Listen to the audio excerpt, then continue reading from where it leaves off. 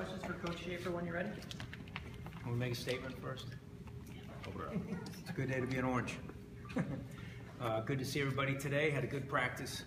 A lot of third down the last 2 days. A lot of third down. You know, as a defensive coach in the past, those third down days were your favorite. But there's blood in the water. I mean, you were going after them. And as an offensive player, when I was younger, it was like, oh boy, 3rd and 7, 3rd and 9, 3rd and 11. So it was a really good practice to get a lot of work in. We did it yesterday. We followed it up today. So I was real pleased with the progress up front, communication, passing things off with some of those sophisticated blitzes Coach Polo likes to dial up. And it was a very good work day for the football team. And with that, any questions? For the most part, the offense is installed. I mean, obviously, you have game prep and just last couple of small things you're fixing up. But what are kind of your expectations early in the year? Though it's fully installed, you know, it's still going to be the first time you're running it against a different team, right? Yeah. Just to get better every day. Every day we go. Every day, every week. You know, try to keep it simple and stay with that plan. And that plan's been good over the years. So try not to get out in front of ourselves. Just stay true to what we are, what we want to be this year, and what we want to be as a team that continues to improve daily, I should say. And that's how we'll look at it. Is the system and the kind of how it's running and all that stuff basically what you expected? Have there been any surprises for you along the way with it? No surprises. How would you, I was just, maybe it's the same type of thing, but how would you set your team in terms of playing football and moving on from fundamentals and installation?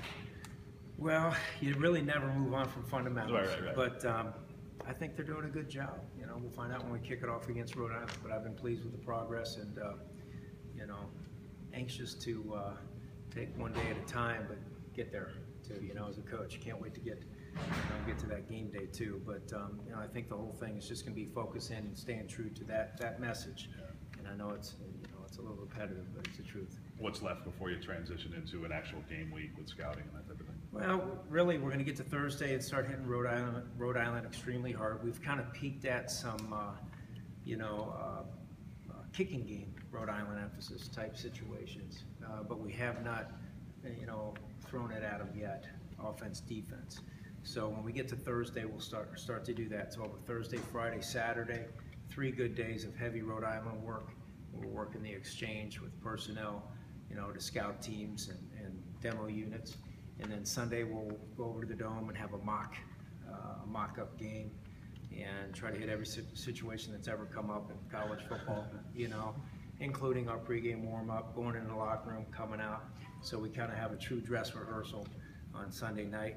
Monday the kids have classes, academics. We'll give them that day just to get situated with school. Tuesday we'll come back and have another Rhode Island practice, but it'll be geared down, fewer reps, freshen them up.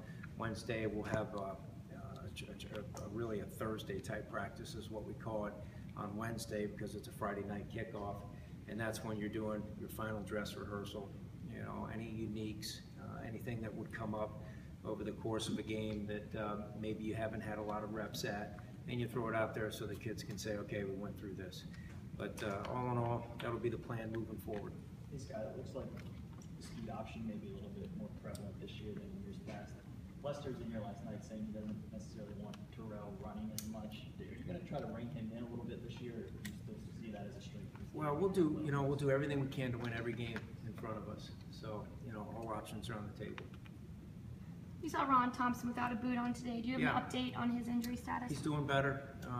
You know, he's still I think a week out from the 3 weeks that we were kind of looking at.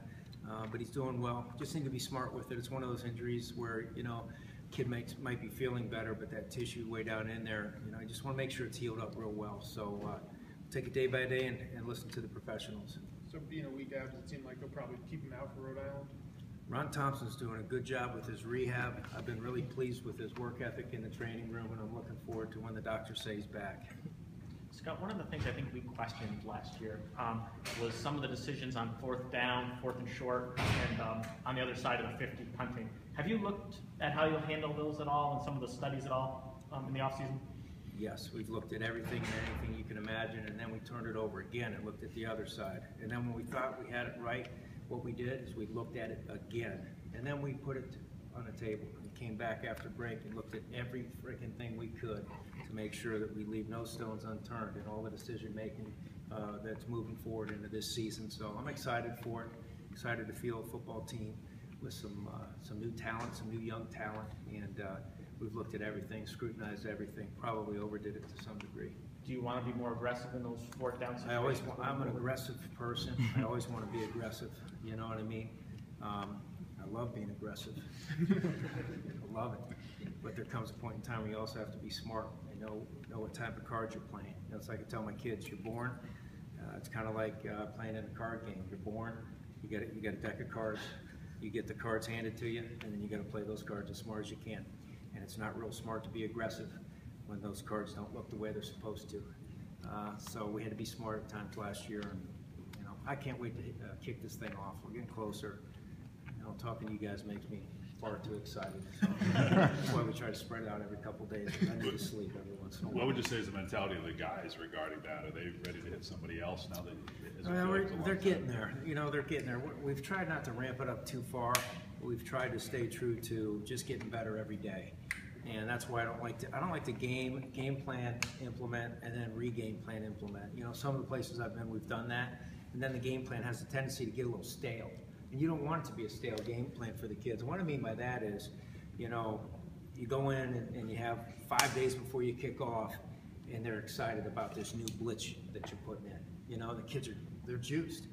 And if you do that 10 days out, they're juiced. It's hard to keep somebody juiced for 10 days. So we try to, you know, be smart about when we put those things in, because there is an element of excitement when you get to game planning and you want it to be fresh and fast. That's why sometimes, you know, when you have a short week during the season, you put your best game plans together because it's quick, it's sharp, and the kids, you know, they're excited about it. You don't lose that. So that's kind of the approach we've taken. Time for 2 more questions?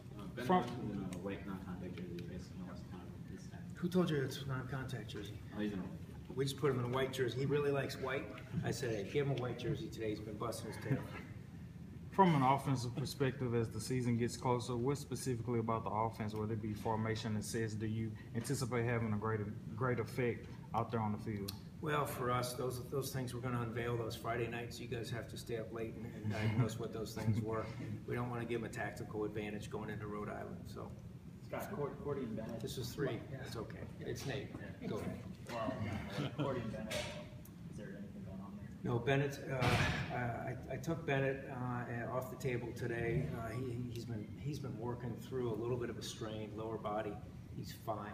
Coaches were mad at me for taking him off the field today, but I just felt like I wanted to see him get freshened up a little bit and give a couple of those other young linebackers, such as Ted, an opportunity to get a few more reps. And I thought it was best to just leave him in. And Corey has a personal deal. Had to go home. He'll be back in a couple days, and keeping him in our prayers.